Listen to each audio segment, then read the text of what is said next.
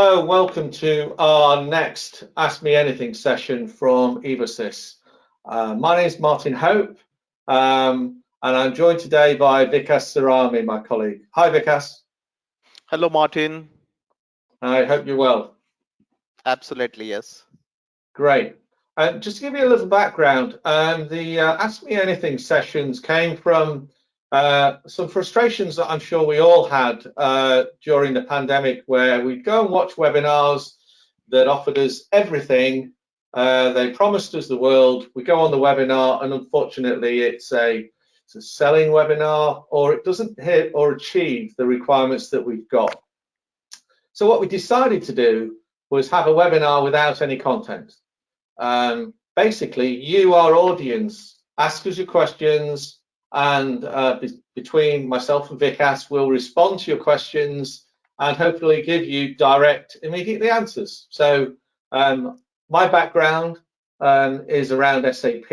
I've been in and around SAP for the last 25 years, and my colleague Vikas has been around the Oracle world for the last 10-15 years. So welcome. So if we move on, Vikas, we've already had a number of questions come in from the audience that I've got here, and we are getting further ones from the audience. So maybe I'll start by asking you one, if that's okay. Yes, Martin, glad to be part of this, and I look forward for this session. Excellent, excellent. Thanks for that. So there's some interest around what organizations in the SAP legacy world are having to do purely and simply because their product's been sunset. So I've got a first question for you, and it comes to the audience. It says, I'm interested in implementation timeframes and requirements on our business to achieve them. Additionally, we've had a failed ERP consolidation project 3 years ago, so I'm interested in what are the common pitfalls and what good looks like. Great question to start with, Martin. And we have seen many stories coming from various parts of the world having similar problem. As far as our experience goes, we have seen organizations moving to Oracle Cloud. Either it could be a single business process, or it could be a full-fledged implementation of all the business processes. It takes and ranges from 3 months to 18 months and above. If you are going for a single module, let's take an example for the financials, or it could be the enterprise performance management. It could be done at a smaller time frame. And if it is a large scale, multi-country, multi-business process, then it goes into additional time period per se. Now, as Evosys, what we have done is we have devised the framework. On the basis of it, we decide how much time it's gonna take for you as a customer. And this is a framework which has been categorized into people, process, and technology. Fundamentally, we understand what kind of people you have within the organization to understand the competencies you possess. And more importantly, we want to understand the strategic vision, whether the alignment is there from the strategic to the execution perspective. When it comes to the process, we have seen customers having decentralized multi-country, multiple line of businesses.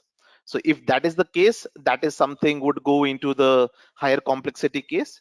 But if it is a simpler form of a business within the country and having single localization, that may be falling into the simpler bucket. The last but not the least is about the technology and the magnitude of a change which is going to happen. We have seen customer moving from a single ERP to Oracle Cloud ERP, as well as we have seen customers who has multiple system. They're using multiple systems for different business processes, one for CRM, one for ERP, and they have a silos of information in this particular segment. So these are the areas which we consider, and depending upon this, we come up with the time frame which could be applicable for your case. Thank you. That's really good. And I thought actually on this question, Vikas, it'd be helpful for us to give the clients or the people on the call an example. So I know of one example. We have a client who were on SAP ECC. They were on SuccessFactors, and they also had extensions, quite significant extensions built, Z programs and Z data. And they were what? I think I've had 1,000 users, 2.5 million customers, and we moved them for all ERP, all finance, and HR within, I think, 4.5 months. Is that correct? Yeah, and that is where I see with this pandemic situation, people do not want to spend too much time in the kitchen. They want to start with the minimal viable product and then probably enhance that particular thing to build a robust engine of growth. Yeah. So you're true. Yeah, that is we done in 5 months, and we are doing the phase 2 with that customers, and it's really going well as expected.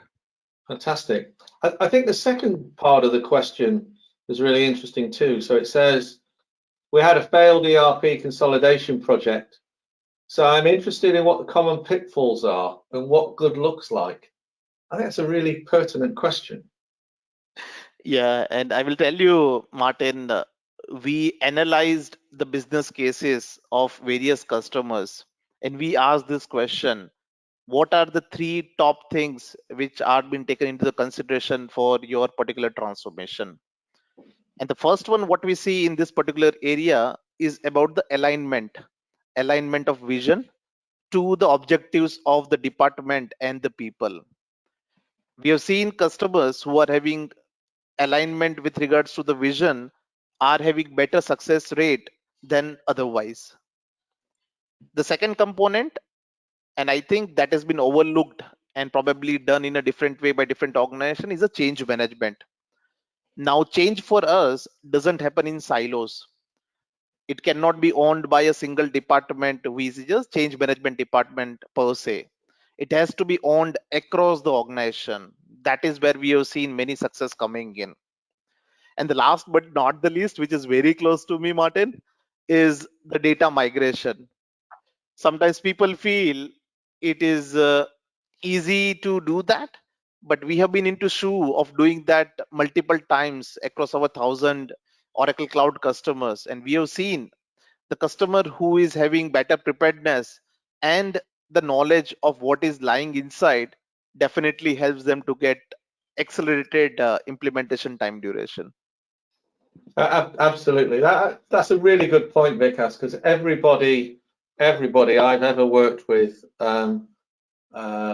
always sets an unrealistic expectation on data.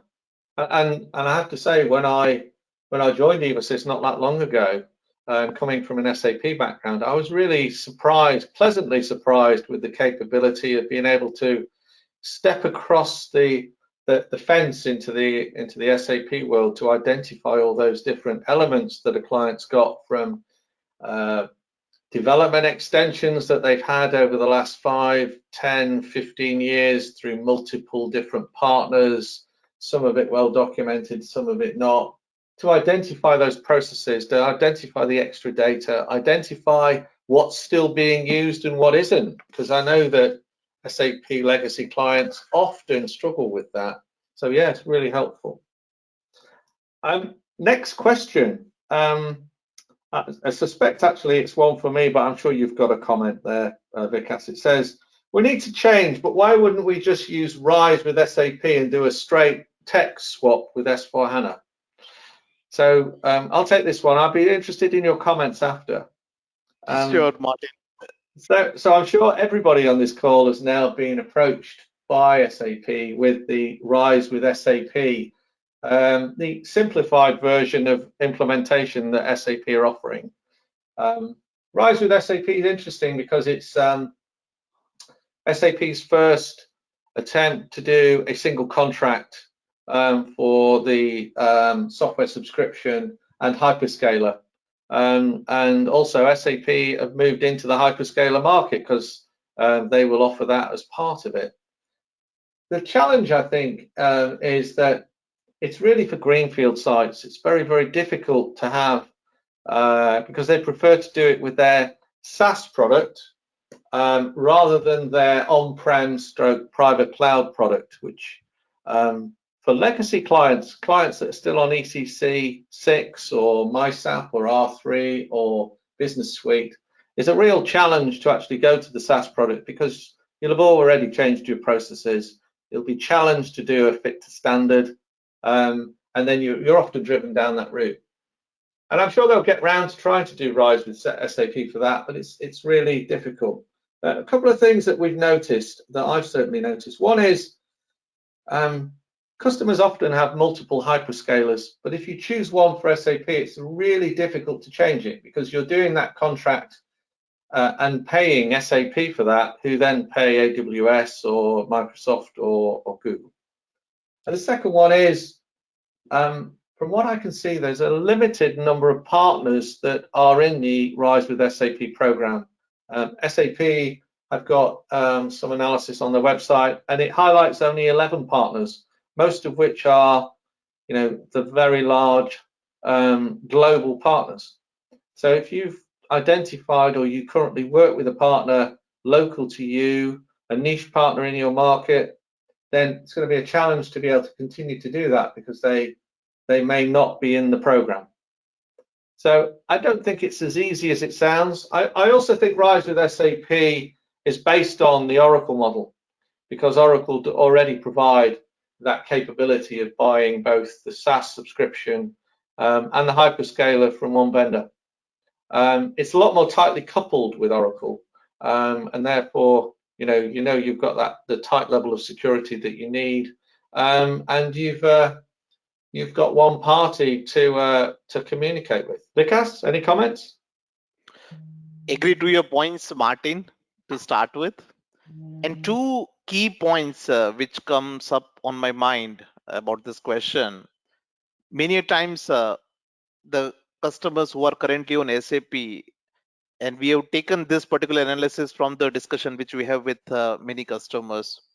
The first point which they always put forward as an option appraisal is they are confused with regards to the future stage, confused with regards to what strategy would be there on go forward basis. So that is one feedback which I have received from my conversations. And the second point, as you rightly said about the ecosystem, the maturity of the said point is a question mark, where the proven points or the proven capabilities are still not there. So in the boardroom, when they are presenting that particular case to the management, they do not get the buy-in. So these are the 2 points which I would like to point out: the confusion about the go forward model, and the second one is about the maturity of the said solution. Very true. Very true. And I suppose at the end of the day, it's quite flattering for it to be I would suggest it's a bit of a copy from Oracle.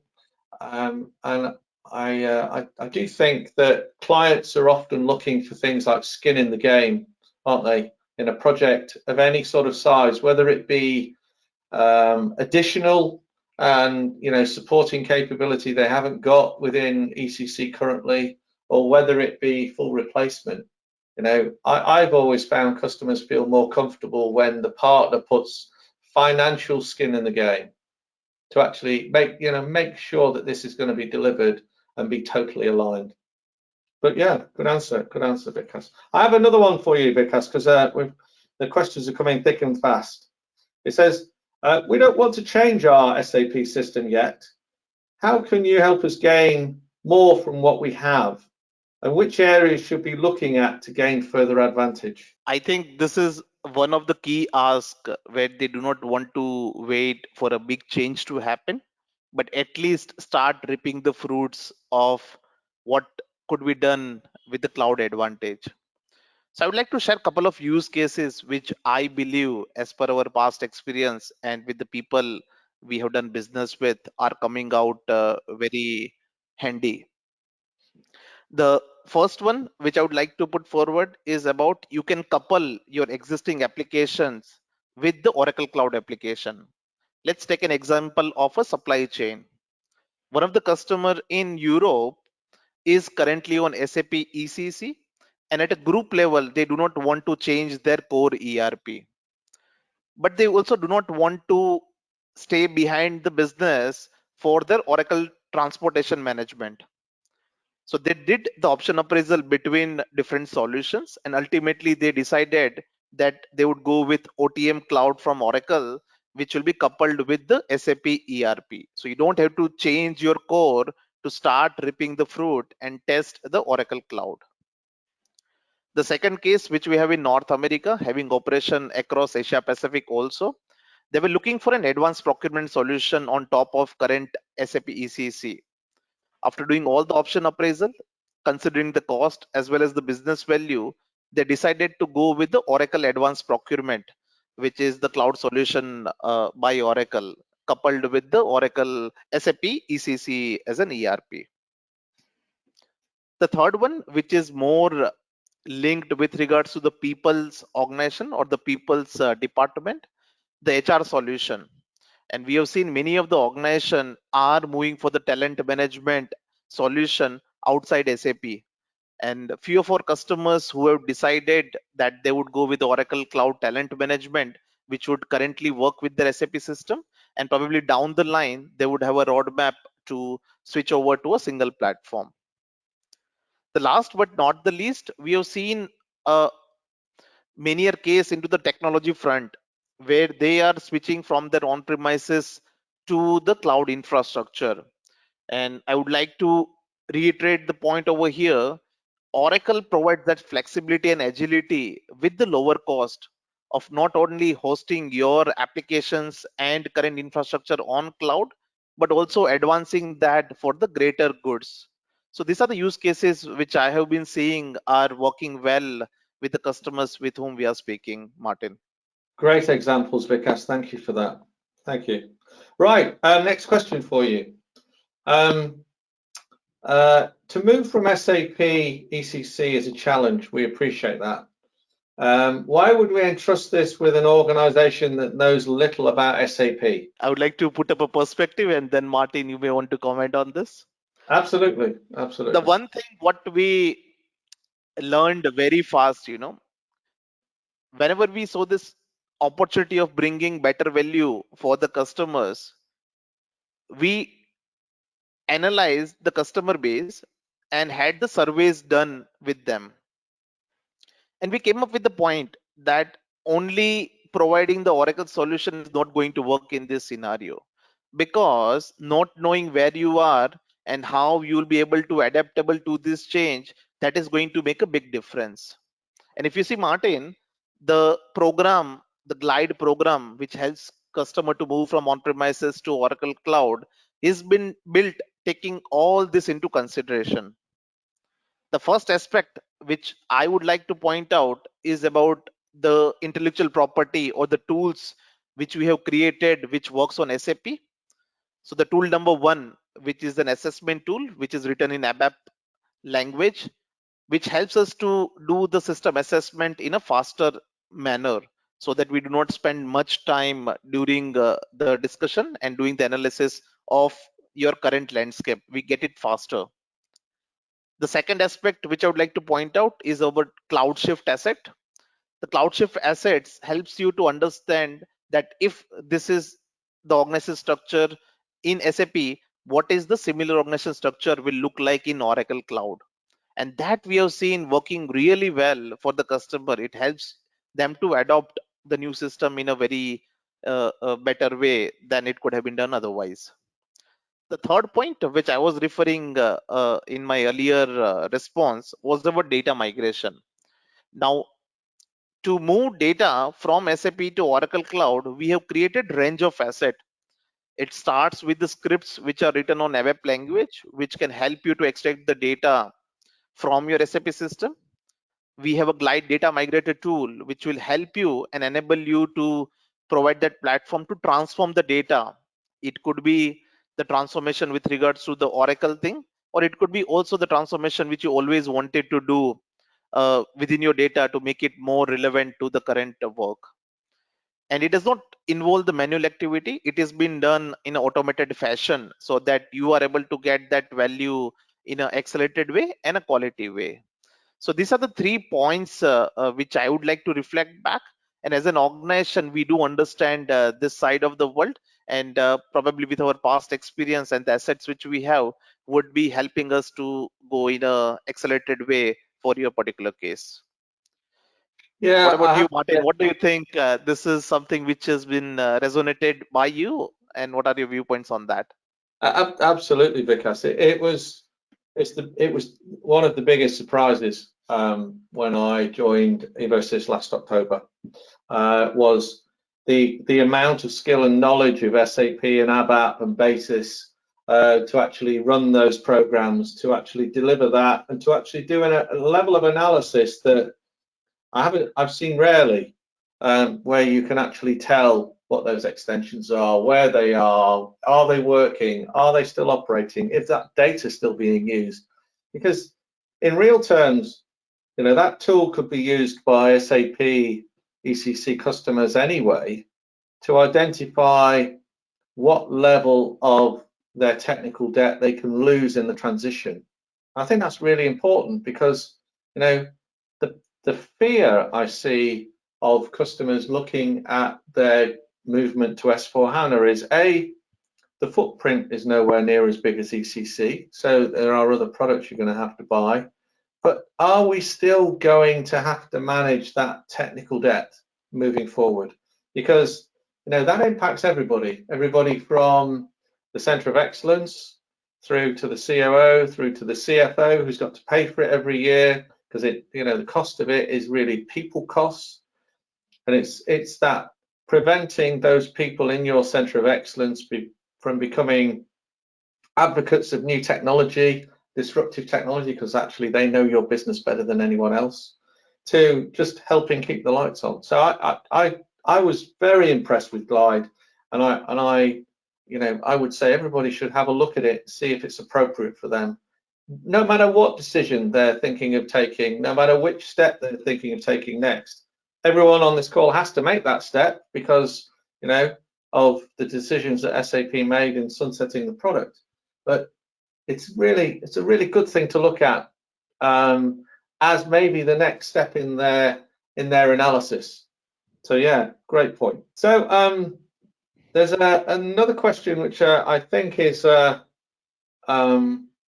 probably for me. I've had a question around business networks and their impact on the SAP infrastructure for customers if they move forward. I know this was played, there was a significant amount of this conversation in Sapphire Now this year. Business networks, seemingly a great idea for every company, but having looked at it, I thought unless you are a level 1 client with SAP, it might make you slightly nervous. So it was saying, this one comes in and says, business network seems to give us an advantage. Why wouldn't we benefit from that? My take on business networks is really straightforward. It's an extension of the Ariba network, I think. So there are about 5 million suppliers on the Ariba network that organizations, if they're big enough and can justify the cost, and often organizations can't, then they can use that to commoditize the things that they buy. And I think SAP have extended that to say, well, we should actually do that through our customers' supply chains. And that got me to thinking, and an example, I suppose, would be BMW with their sort of 3-4 tiers of suppliers.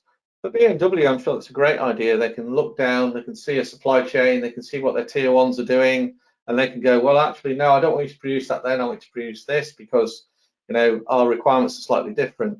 I think for BMW, it's a brilliant idea. They're going to save lots and lots of money. I suspect, though, for the tier 1s, 2s, and 3s, the challenge that they've got is that it potentially could commoditize their business.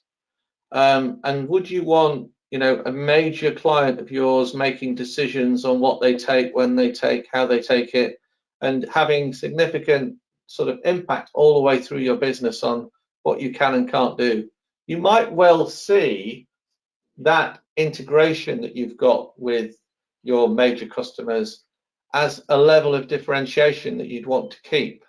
And I think you need to look long and hard about things like that, which will give an insight into your ERP system to your major customers beyond what you do already. And personally, I'd be quite nervous about that. Do you have any comments about that, Vikas? Yeah, I think you summed up it very well, Martin. Super, thank you. Right, so next question for you, Vikas. I think we've actually covered the next one, which was about technical debt and evaluating it. I think we covered that in our glide conversation. The next one is about experience. So it says, could you give me an idea of your experience in taking a client like us, 15 years on ECC, from SAP to Oracle? Yeah, I've got a couple of use cases or the customers to talk about. The first one was interestingly one of the leading organization in the Middle East area into telecom business. They were on SAP ECC 6 and they did not had any planning solution per se. So the first thing which they were looking for, what could be the best planning solution which they can have for their organization. They did an option appraisal with various systems of SAP, Oracle, and others. Ultimately, they decided to go with the Oracle Enterprise Performance Management Cloud, which gives you the flexibility of planning as well as the consolidation of the working area. Now, this was the starting point where they started to test and understand what Oracle Cloud is and how it can help to the business. And you know what? After an year, there was a business case where they wanted to not only stay where they were, but they wanted to achieve much more as far as business is concerned. And their legacy system would not have allowed them to get that advantage. So they created a business case and they did option appraisal similar to the EPM solution and ultimately found out Oracle was something which will help them to get their current needs fulfilled.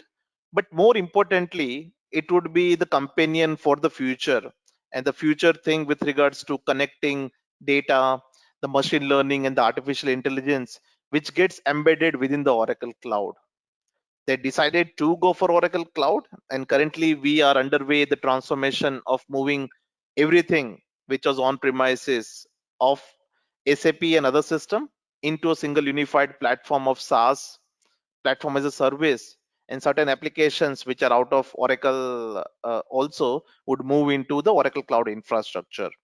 So this is the way we are achieving their cloud vision with the end-to-end solution of Oracle as far as business is concerned. The second example, which is also close to me, and I guess this type of decisions are not easy to be made as an owner. The customer who was having more than 25 years of usage of SAP ECC, and I guess the number of employees which were there to support the systems were more than 80, and they were spending more than $8 million to support per year this particular system just to keep the lights on. And the fundamental way they created a business case was to see how they can reduce the cost, but also how they can get the better business value. And that is publicly available. So in case if anyone would like to have a view of that particular report, we are more than happy to share. More importantly, when they went with the implementation, they were excited to know that all that was expected beforehand, which would require multiple systems, multiple vendors, is available in Oracle. And the experience and the assets what we have in this particular segment is helping them to accelerate the pace of the implementation which you are doing. So these are the two use cases, Martin, which I think would be helpful for the customers who are there into SAP ECC. I'm sure that there would be other stories which I would be happy to share on go forward basis. But I think for your consideration, if you are already there for 15 years on ECC, we have seen customers who were there more than 2 decades. Yeah, I think it's really interesting that the current market seems to be driving some behavior as well. I'm sure people on this call can appreciate that, you know, for every Amazon that's been around that's making more money than it knows what to do with, there are tens of thousands of companies that are really hurting from a revenue and a profit perspective. And a lot of the large digital transformation programs have either been scaled down, put on hold, or cancelled altogether. We've not experienced that in our market, but I know I've got lots of friends in the SAP market that have seen this happen. What I would say is that there are a number of routes to get to your plan, your digital transformation goal, and we're seeing more and more organisations that are taking a sort of a more of a piecemeal approach. They're going, right. I want to take this area and I want best in class. I want to take ERP. I want best in class, or transport management, or what am I going to do now? BPC has been sunset. How am I going to do that? How am I going to make it easier for everybody to do things? How do I deliver this so that it's a self-service use? How do I execute things like chatbots, RPA, AI, ML? And we're experiencing a big take-up of organizations that have gone, I need to sweat this ECC asset for longer because of the last 18 months and because it's going to take us time to recover. And we're certainly seeing that, because we're seeing that in North America, we're seeing that in EMEA, and we've got some experience of it in Asia Pac, haven't we? And we're open to that approach. Whether people still take the big bang approach, there still will be that approach, and it will still be appropriate for some businesses. But more and more, we're seeing what we would describe as a sort of a surround approach. So let's do a wing of the house rather than knock the house down and start rebuilding it from scratch. So I fully agree with you, Vikas. Absolutely, you're right. And I guess we have to be truthful. I mean, there are organizations at a different level. It could be the complexity within the organization because of people and the way they work. It could be the cultural difference, which could be the case, which has to be taken into consideration. And we acknowledge and appreciate that each customer has a different ask and the different way of looking the things. Absolutely. I think we've got time for one more question, Vikas. I think we've touched upon some of the responses to this, but we've not approached it directly. So let me read it to you and let's see what your response is. Our major concern is data. It drives many of our key decisions, and we expect it to feed our AI, our artificial intelligence, our machine learning, and our robotic process automation installs that we are intending to deliver post-implementation. How will you be able to maintain the consistency of data through our transition? That's a great question, Martin. And I personally love this area of data. I personally think that data is going to be the new oil of the future, and it is going to be the difference between winning and not winning in this new era.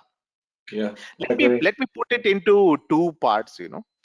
The first one is, let's say currently you are sitting in SAP ECC. Now there is a certain data structure, there are certain architectures of your current system, and let's say with this option appraisal we decide to, let's say, move to Oracle Cloud SaaS products. Now we as a Evosys has delivered this particular thing into many of the organization, and what we have done is we have standardized all our learnings into a single product called as Glide Data Migrator. Now this Glide Data Migrator has the component of the script which I was referring to, which will help you to extract the data from your current system. Now we do not say that it is easy and plug and play for all the customers, because we understand there are customizations which have been done in a different way and been used by different customers into different perspective. So that is the area where we see there is a tweaking which is required as per your install base and the customizations which are done. But what it does is it helps you to get the baseline platform ready to make that changes happen for your organization. The second component within this is most of the data which is lying probably in your system is not as good as you want it to be there within the system. So whenever you move to Oracle Cloud, you also want to make sure that the clean and the correct data goes back to the new system. And that is where we see the transformation platform of Glide Data Migrator is enabling customer to not only transform the data into the Oracle format, but more importantly, provide the logics and update the logic, business logic, to make it more sense for the business to do more analysis and on a go forward basis get the right data at the right time. And the second component which you rightly said, Martin, I personally believe with this particular thing you are only going to be as competitive as the other guy who is next to you. But what if I tell you that the extension of machine learning, AI and RPA which you talked about are available within the platform and you don't have to depend outside for it? So if I give an example, let's say you are having 5 different systems and the data of the business is lying in silos. You would require to get that data into another layer and that do the reporting of it. It will take its own time and you will have a leg of real time reporting. And take the use case 2 where I say that you have all the data available into a single platform, and that too the machine learning is applied into that data, so you don't have to do the mundane task which you are currently doing. Wouldn't it be nice? Thank you for that, Vikas. I appreciate that. I think that was a really helpful, concise response. Unfortunately, we don't have any further time for any more questions. I just wanted to thank the audience for their participation. And if you do have any questions, you now have my contact details. I'm Martin Hope. And you also have Nikita Salov, who's the Director of Business Development for North America. If you do need anything, please do reach out to us. We're here to help. And as you can see, we're quite happy to answer your questions and give you both sides of the coin, an SAP view and an Oracle view. And with that, I'd like to thank Vikas Surani. Thank you, Vikas, for your attendance and your help and support. Thank you, Martin, and thank you, everyone. And thank you, everyone, for your attendance. As I said, my name is Martin Hope. If you need anything, please just reach out to us. Thank you.